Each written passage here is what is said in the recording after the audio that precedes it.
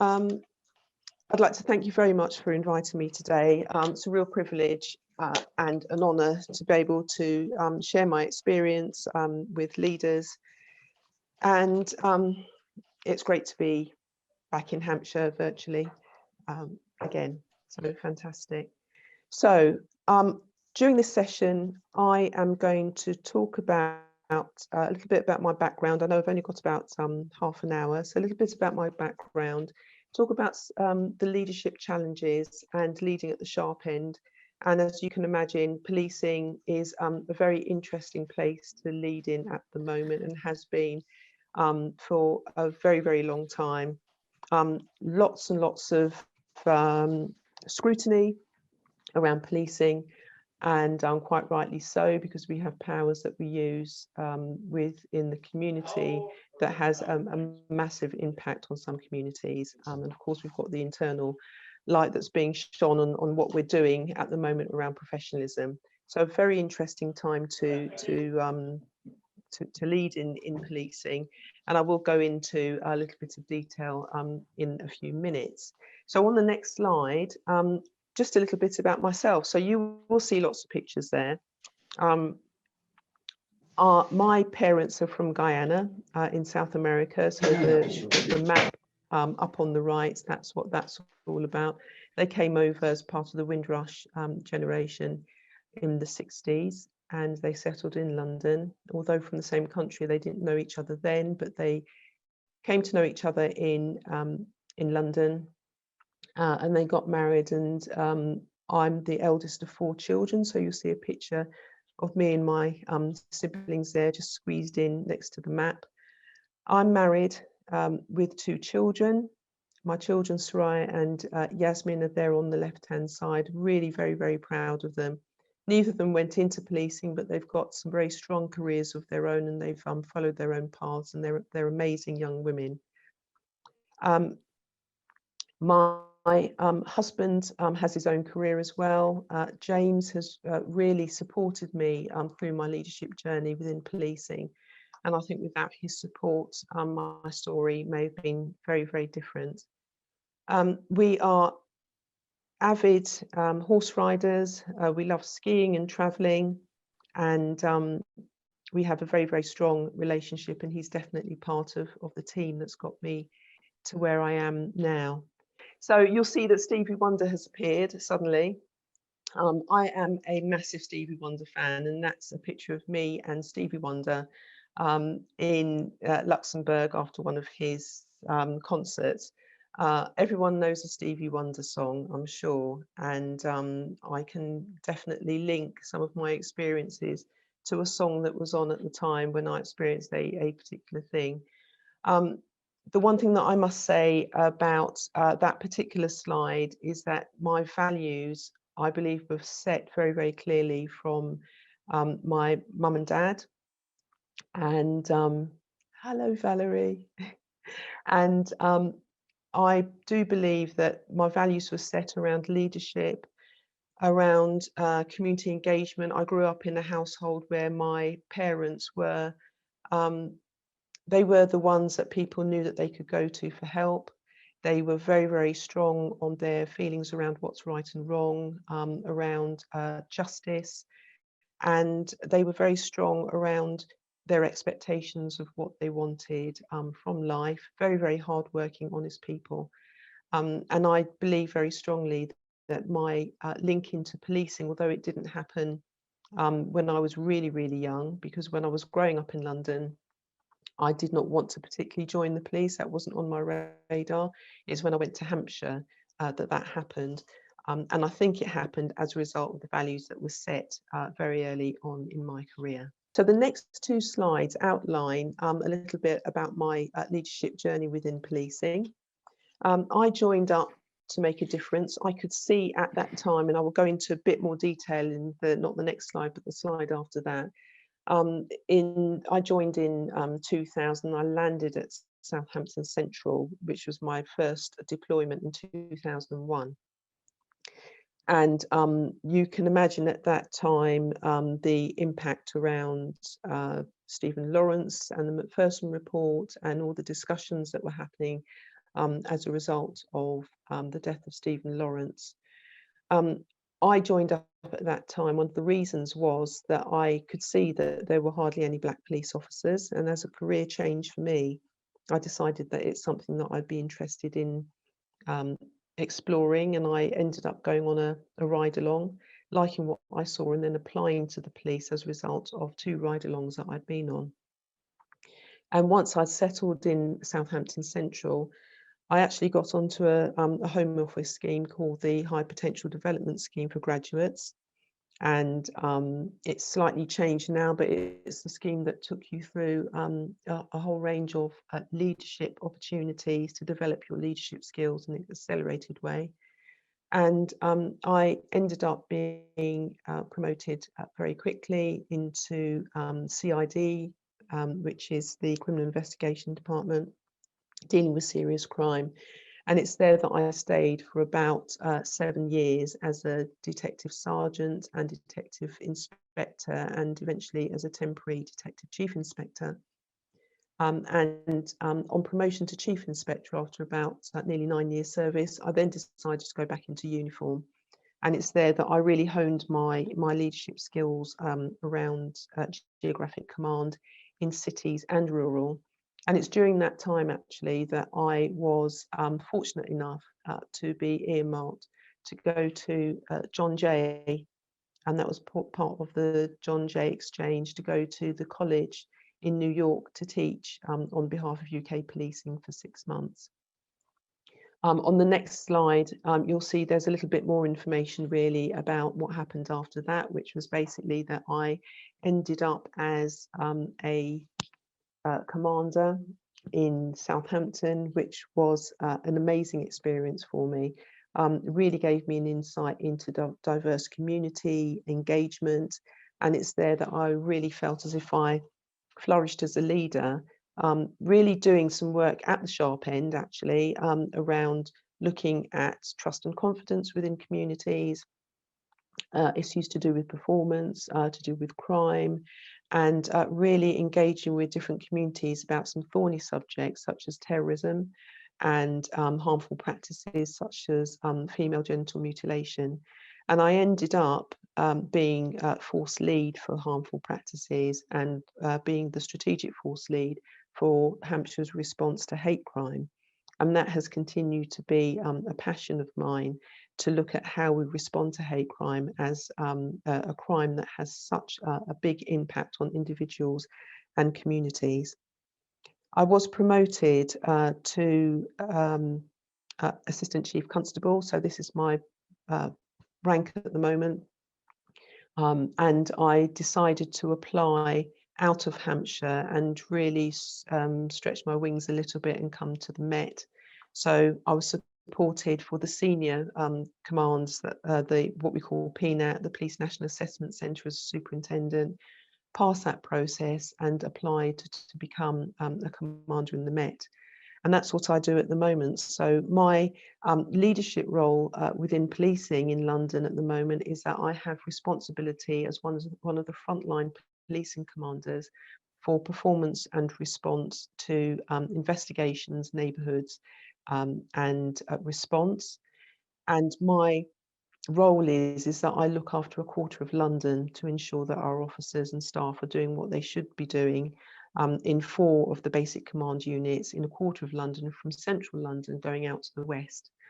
I also have PANMET responsibilities, which include leading for neighbourhoods, and there's a lot of change going on around that at the moment in the Met. And during my leadership experience within the police, I've been able to flex my academic muscles, I suppose you would call it, and that has culminated in me achieving a postgraduate degree, a PhD, looking at domestic abuse and enhancing the experience of domestic abuse survivors. So domestic abuse remains one of the things that initially, when I went into CID, I was really interested in the dynamics, but then went on to put some academic rigour behind that. The next slide really is about my early experience and following trying to follow the theme really of leading at the sharp end. I said to you before, on the left hand side, you'll see there's a picture of a little paper. That was the beginning of my leadership journey really within policing, having set my values very early on through my family experience. I saw a small advert in the paper which said that there was a call for police officers in Hampshire. Would you be interested in joining? And it was the tiniest advert ever. On the back of that, I joined the ride along, and having done 2 ride-alongs, I decided that that's what I wanted to do. And you see there in the middle, there's a picture of me at training school with 2 of my colleagues who I still keep in touch with after 21 years. And this was within the backdrop of the Macpherson Report, which was published in 1999. And at the time of joining, I remember in terms of leadership, lots and lots of discussions around how officers should be trained, how communities should be engaged with in order to build up that trust and confidence, which was very much needed. And I found myself thrown into many discussions around diversity. There were not many Black officers. I was the only Black officer in my intake at Ashford in Kent. And you'll see there a picture of me having got onto the High Potential Development Scheme. I started to be very, very proactive in my leadership around trying to encourage other Black people and other minority ethnic groups to join the police, but not only to join the police, to join the High Potential Development Scheme, because there weren't many people of colour within the higher ranks. And so I became a very active agent around that. And that has continued until today. Very recently published some articles through the College of Policing around how we engage with communities to build up procedural justice and legitimacy. So 22 years on from the publication of the Macpherson Report, you'll see some wording on there, which I know it's a wordy slide, but I've put that on there for a purpose really, just to read the outcome of the review and the inquiry, which is that 22 years on from the publication of the Macpherson Report that followed the inquiry into the racist murder of Stephen Lawrence, the committee has found that whilst policing has changed for the better in many areas, there are still serious and deep-rooted racial inequalities, disparities, and neither police forces nor governments have taken race equality seriously enough for too long. And that is, as far as I'm concerned, reflecting on this in Black History Month is a critical incident for us, not only for policing, but for wider partnerships. This is what criticality looks like for policing at the moment.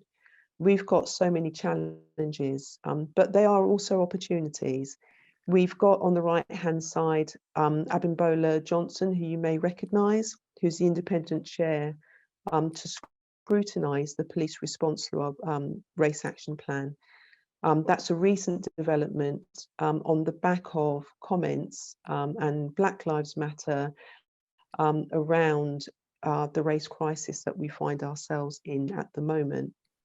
We still do not have as many Black and minority ethnic officers that we should have.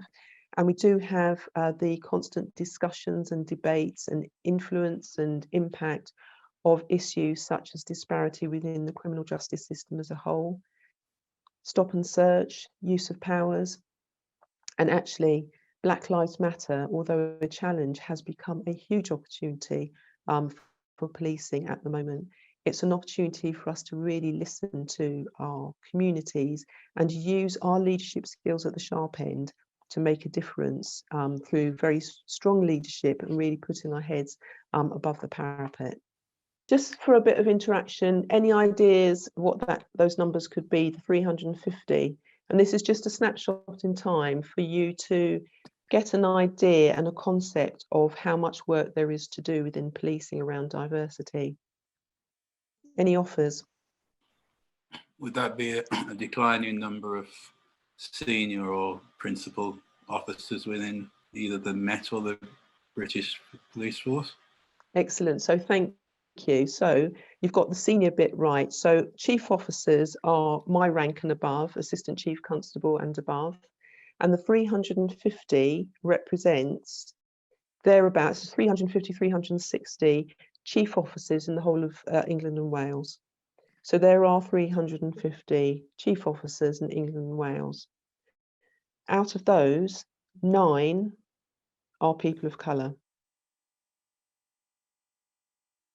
And I just want that to go in because I actually think that is critical. 2 are female and minority ethnic. So when you start looking at the intersectionality, out of those 9 chief officers of colour, 2 are colour and female. And out of those, only 1 is black. And you are now talking. Yeah, Alison, that's an amazing slide that mirrors the fire service and a comment that we've made a number of times. In 2005, the British Fire Service had about 10 black senior officers at board level. I think now they've got about 2 or 3. It's actually got worse since 2005. And Right. you have only ever had 1 black chief constable in Michael Fuller. And so you'd expect when you get 1 break through the ceiling, others would follow. It appears that the concrete ceiling gets very quickly reinforced as diversity enters. Now, I'll come back and ask you, just park that at the moment and reflect on it. Finish your presentation. I think there's going to be some really rich questions coming to you about the accelerated promotion course, positive action, and any ideas, any views you've got on how we can make faster change. But please complete your presentation first. Okay, thank you. So I think those figures are stark, and I can't. We do have some chiefs. We've got very few actually. Chief superintendents who are black and female. So it's not as if you can look back and you can look at the lower ranks and see lots and lots of people coming through, because when I retire, there may not be another black female chief officer. So it's really something for us to think about. So this is where I start to talk about what I think we need to be more explicit about. So in my research, I used the theory of procedural justice to underpin my research in domestic abuse. And since obtaining my PhD, what I have used is the whole issue around legitimacy and procedural justice. I have used that as the underpinning theory of a lot, if not all, of the community engagement that I've been carrying out in the Met. And it has made an incredible impact. I feel that procedural justice as a theory should really be translated into practice a lot more and a lot more explicitly, so that we are using the principles of fairness, voice, transparency and impartiality in the way in which we treat our staff and our officers, but also the way in which we interact with communities. Thank you. And on the next page, you'll see that there is, I've already kind of kick-started that discussion with the College of Policing and published one of a few papers around procedural justice and how we can build trust in communities. And as I said, that's what I've been doing. So using that as my underpinning theory, leading at the sharp end is really serious stuff at the moment in policing. We've got all sorts of things which I'm sure are the same principles within your area of business as well. The pace of change in order to be able to keep up with demand and changing priorities, national, local events. Black Lives Matter is a really good example of something that happened on the other side of the world that actually has had huge impact in the way in which we do business today. In policing, we work closely with partners. They have their own experiences and priorities, and we need to work really hard to keep aligning those priorities so that we can work really well together. And of course, leading is sometimes really tiring. And, you know, especially if you were leading at the sharp end and you are putting your head above the parapet, in terms of professionalism and scrutiny, we are really, really scrutinised to the nth degree, quite rightly, around use of our powers. And of course, as leaders yourself, you will know that there is always a personal consequence to leading and leading well. Now is absolutely one of the most exciting things ever. In policing, I love my job. I love what I do. The opportunity to serve communities is so humbling. And it is a huge privilege. I've been able to use my experience within Hampshire, especially as a commander in both Portsmouth and Southampton, to bring that learning to the Met and to really try innovation and new things and new ways of serving communities. Only last night, I was at an event last night and the night before, actually, supporting officers and different teams in some initiatives and community initiatives that I've kick-started within the Met. For me, leadership is also around bringing on the next generation of leaders. So I do an awful lot of mentoring and coaching. And I'm really keen to carry out my passion, which is to continue to build trust within policing. So helping our staff and our officers to understand how important community engagement is, whatever business you're in. And it's only by doing that that we will have an impact on our community trust and confidence. So for me, my values that have been set from when I was very, very small have carried me through in terms of leading at the sharp end. And it's made me the leader that I am today. I am privileged to serve communities, and I'm very humbled to have been invited today just to share a few of my thoughts. I know we're very close on time now, so I'll stop now if there are any questions. Thanks for listening. So let's stop sharing the slides, and I'll try to just prompt people with what we've heard. Once again, we've heard the importance of family and family support, anchored in the cultural values of Alison. We've heard about her fancy for horse riding. Now, I've never seen a black woman horse riding, but also, can I just say another discrimination in the police force is these plum jobs of dogs or horses, the frontline jobs of firearms. They're not for people from diverse backgrounds. You might want to look at that in the round as well.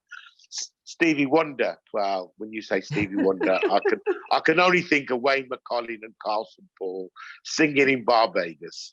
We'll tell you that story another time. But Wayne's smiling, so he'll recall that. Music and sport is. We didn't mention that earlier. Sometimes, if you're good at music, also, that can also help you to link in with people who are from diverse backgrounds. We also heard that you joined in 2000. Well, that's about the time that me and Wayne were thinking of retiring. So, well done. So the accelerated promotion course, or the what I forgot what you called it. High potential development scheme. The fire service had those aspirations. They invented that course as well, but I don't know of anybody who succeeded from a position of colour. I know London Fire Brigade was probably one of the few fire brigades adopted. I recently heard that the NFCC are considering a high potential development course. You go, well, why is it taking you 20 years to reinvent something that was invented 20 years ago? You as a role model are amazing.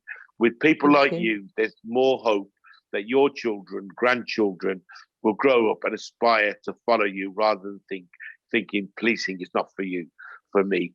The other thing I picked up there was getting people from diverse backgrounds into jobs which they don't see as for them is complex, and it doesn't just rely on one element alone. You came in because of an advert. So we should always support those forces, those brigade fire services that are trying to do something different to attract more people. I'm now waiting for a couple of comments or any reflections from yourself. And thank you very much for that presentation. It was really insightful, and I got a lot of notes. But I was really interested to know a bit more around. You said you joined the police based on early values, and whether those values were linked more to the accelerated development program, which I think you called it, or to joining as a frontline police officer, and as a strategic leader, because of what I suppose linked to what Jedgar was saying around what we don't have in the fire service at the moment, or currently a lot of the fire services, is something which might be of interest to a wider group of people linked with those values to get into a higher position of influence. Yeah, I think that's an interesting question, actually, and I think it's all of those things are linked to my family values. So my parents were very, very hardworking. They always talked about and demonstrated that if you work really hard, you will reach your potential and you will get to where you want to go. We had very, very few discussions around race in our family. It never ever occurred to me that race was going to be a barrier to me achieving what I wanted to achieve. And I think that joining the police was linked to my values because my parents were very much community-based. They helped a lot of people. The reason why I wanted to join was to make a difference, as well as increase the diversity within policing. And then once I'd got in, this opportunity around the High Potential Development Scheme came up. And I think that was also linked to my values because it was about using that as a vehicle to really develop my leadership skills. So I think actually all of those things are linked to the values that were set very, very early on. Does that answer your question?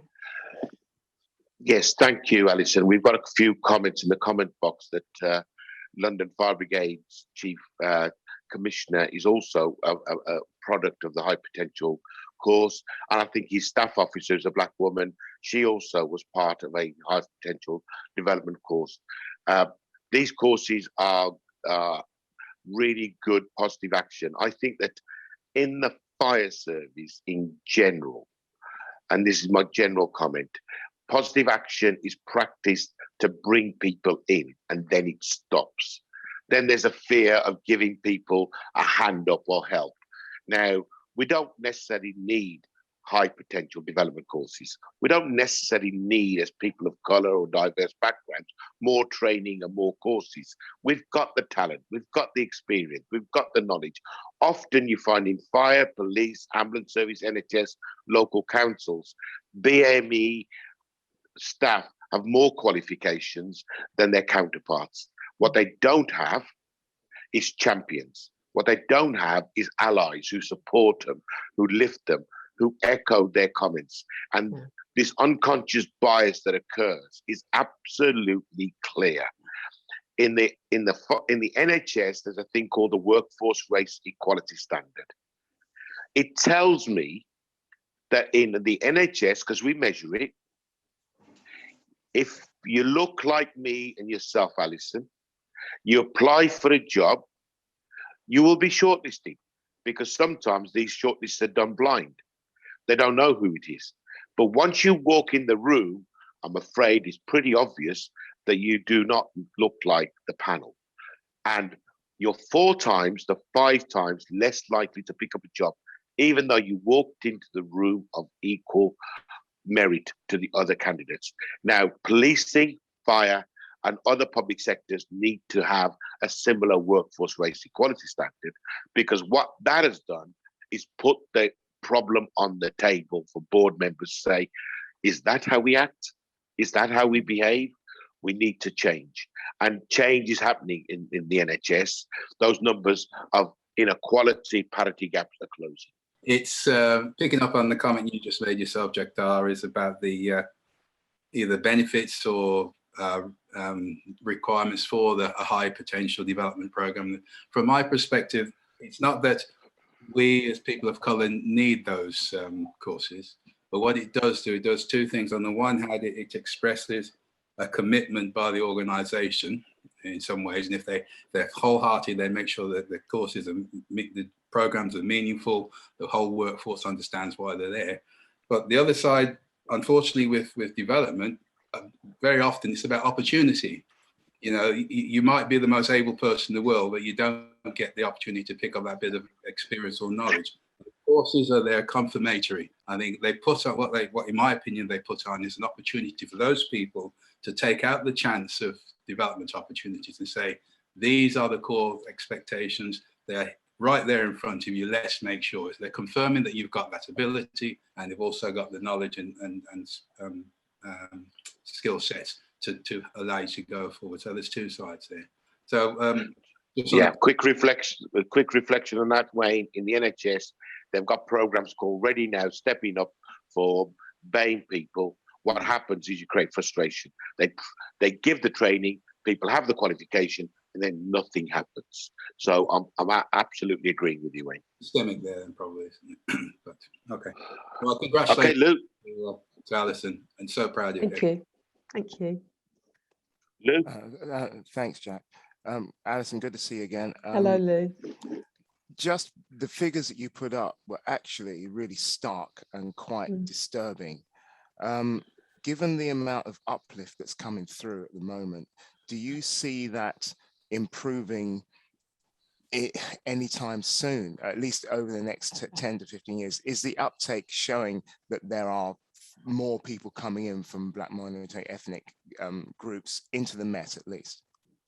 Yeah, so there is a really good sign actually that a lot of the work so we've put in the Met a lot of resources behind outreach teams, and in fact the work that I think I mentioned to you the other day, Lou, around behind the badge, that humanising officers and having that really personal interaction with communities is really starting to pay off, and that's what I was at last night and the night before. We are seeing an increase in applications to the Met from Black and minority ethnic groups. However, I think that the uplift piece is a little bit of a red herring, if I'm honest. I think that will help, but actually my view is that we need to look at in a bit more detail what we do with our staff once they're here, which I think is what Jackson was talking about before, is that you will, we already have Black, you know, the Met's got 5,000 officers, which is half of all Black and minority ethnic officers in the UK. So we have a cohort of people right now in the organisation that we need to, so I do a lot of mentoring, a lot of coaching, you know, encouraging, like I do workshops around confidence, supporting individuals, encouraging individuals to get over their imposter syndrome, and they think that they've got to put in 150% more than any other person to be able to be assigned to for promotion and stuff like that. So for me, I think there's a lot in the mentoring and coaching bit, and ensuring that we are encouraging and picking up on, you know, building confidence, so our officers feel as if that they can apply for promotion and for lateral development. And as Jack said right at the beginning, near the beginning, about those specialist roles as well, still quite low in some of those specialist roles. So there's a lot of work to do to encourage what we've already got to develop and spread their wings within policing right now, and then that can be supplemented by the uplift. But certainly in the Met, we have got some very ambitious aspirations around increasing that cohort, and it is starting to pay off actually, the outreach staff, and then we need to retain and build on that once we get the staff in. So that last point, Alison, before I bring Melissa in, about 18 months ago, I also do some consultancy work. I was asked to go into Bedfordshire Fire Police Force to find out why their retention rates were so poor with Black police officers. I was absolutely shocked when I spoke to 75 Black officers. They were telling me their experiences were no different to me and Wayne's. They were not respected by their colleagues. They were not respected by their community. And when they went home and told their parents of the racism they faced in the workplace and in the community, their parents turned around and said, "You've got a good job, you got a good uniform, you got good pay, you got a nice car. Where's your stress coming from?" So they got no support from the family either, and they were leaving. And each officer that leaves, if you don't have the right culture in the workplace, is costing you £80,000. And I know that's the reason why we were called in, is to go and see if we could save a few of them. And 3 people withdrew their resignations. So I think we've got to do a lot of work on the culture. We're seeing this in the NHS as well. I could probably talk about this another time. So maybe, Alison, we could have another conversation. Yeah, and also, definitely. Luke, on this, we'll have a separate conversation, because I know Melissa's trying to come in, and the purpose of these webinars is obviously to share some of mine and Wayne's experiences, because of the time we've had the job, but also listen to you, listen to your challenges, and listen to your questions. I hope everybody this morning has had that opportunity. So the last question is going to be Melissa, and then Alison will just round up and sum up and prove what a fantastic role model she is. Melissa. Hello, everyone. First of all, congratulations to you, Alison, and all your successes in the organization that you're a part of. Lou, I just wanted to say that I really enjoyed your talk. It was really good as well. What I wanted to say is I think Lou hit on a point about how Black history, the word Black, seems to cause people to shy away from wanting to do something about Black history. I am a Black Caribbean female, the age of 46, the only Black female in Hampshire and Isle of Wight Fire Service, as a firefighter.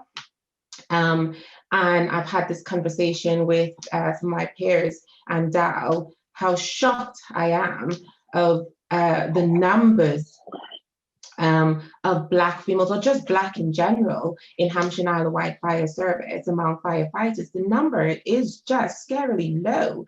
But what's even more scary is the fact that the number is very low, but in my view, and what I've seen so far in my 3 years of being in the service, as I can't see that there's actually anything being done to improve or to even acknowledge those limited amount of Blacks that are in your organization, to even recognize that we're here. This is Black History Month. And to know that there is nothing being done, or to even show that the organization is aware of us very few Blacks in the organization, to pick up the phone or send an email to say, look, we are aware that this is Black History Month. Is there anything you would like to see or do or share as in the organization? Nothing. It's been dead silent, and it has been that way since I've been a part of the organization, almost so that it seems like it's not talked about. It's not talked about, the station that I'm a part of, you feel like you can't raise the subject and because you are the only one. And listen, I've always been the only Black in the village. I've always said I'm an on-call firefighter. I work for a huge IT company, and I have been the only Black in it. So I'm always the only Black in the village. So it's not an issue for me. I'm quite confident, I can voice my opinions. That's not an issue for me. One of my biggest issues is, though, however, when I do share my views or voice my opinions or bring these issues to fore, why is it that I'm labeled someone who's perhaps aggressive? Why is it that I'm not confident? Why is it that I'm not, just someone who is sure of themselves and can express themselves and not view? Why do I feel like I can't say anything to my line manager or to my peers in the station about the fact that it is Black History Month? I'll raise the subject around, the George Floyd situation because people, don't want to talk about it, don't want to make me feel, or they think, oh, we can't say anything because Melissa's here, kind of thing. It's not talked about. Like, what is it that Alison, that you've done to be able to, why do you think there has been an increase in recruitment within your organization? One, what has been done to get that number up? And two, what is it that you're doing in your organization to retain those numbers? Because I think the Hampshire and Isle of Wight Fire Service can look at that and maybe adopt, because what I can see, there's nothing being done in terms of marketing to more Black people, right? you know, so Melissa, let me just come in for a second, because yeah. we've run over 15 minutes, but I do want Alison to come in with an elevator pitch and reply to you. Yeah. Yeah. So so what we're doing frozen?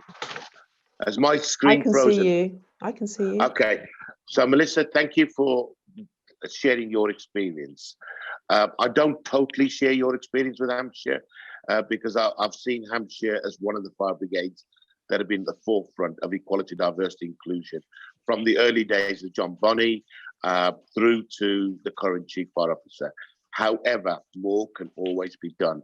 And what I would encourage is that we have a conversation with you and see how we can support you to get your voice heard and your story heard, because I'm sure if you ask Dal, she'd say, tell us a different story. But the question you asked is a really important. How can we make faster change on recruitment, retention, and what are the tools for retaining more staff and making them feel belonging?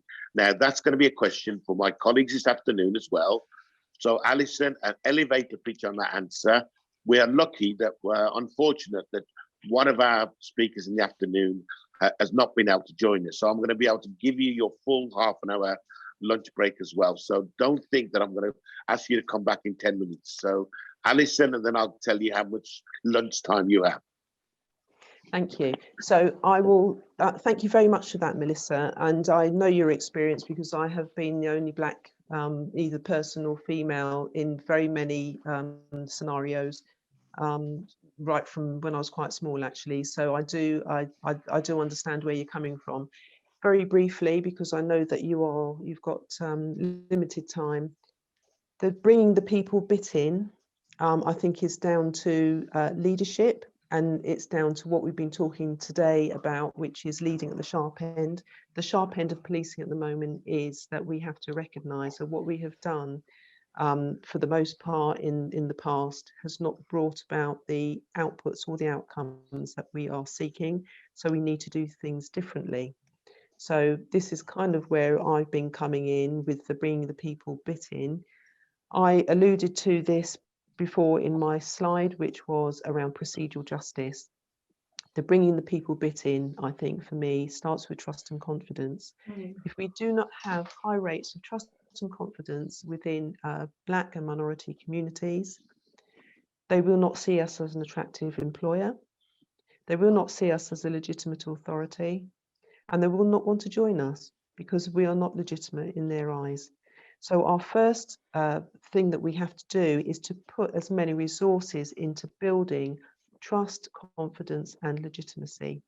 And I've come into the Met and I have replicated some of the stuff that I've done in especially when I was in Southampton, and I've brought in some new ways of engaging with communities, using procedural justice explicitly, not as something that's underlying or something that's in the corner, but explicitly to say we will listen to communities, we will engage with them in a way that means something to them, not something that the police have joined, that we've suddenly thought is a good idea.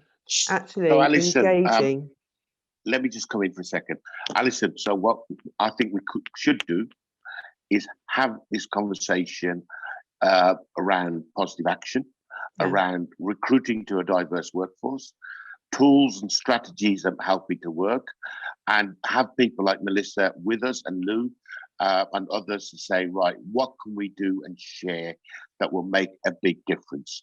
It would be really useful to do that sometime in the future, because to try to answer a big question, it's just, I'm going to say to Melissa, there's one thing.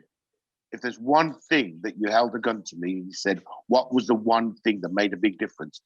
Ken Livingstone, political support, political challenge, leadership to the Met Police and to the fire service, saying you will improve, you will change, and you will demonstrate the outcomes month after month after month. And that drive, if you go back, our report, Smoke and Mirrors, Melissa, will send you a copy, documents that journey, documents how political leadership can make a big difference, plus all the other things you mentioned, Alison. Thank you very much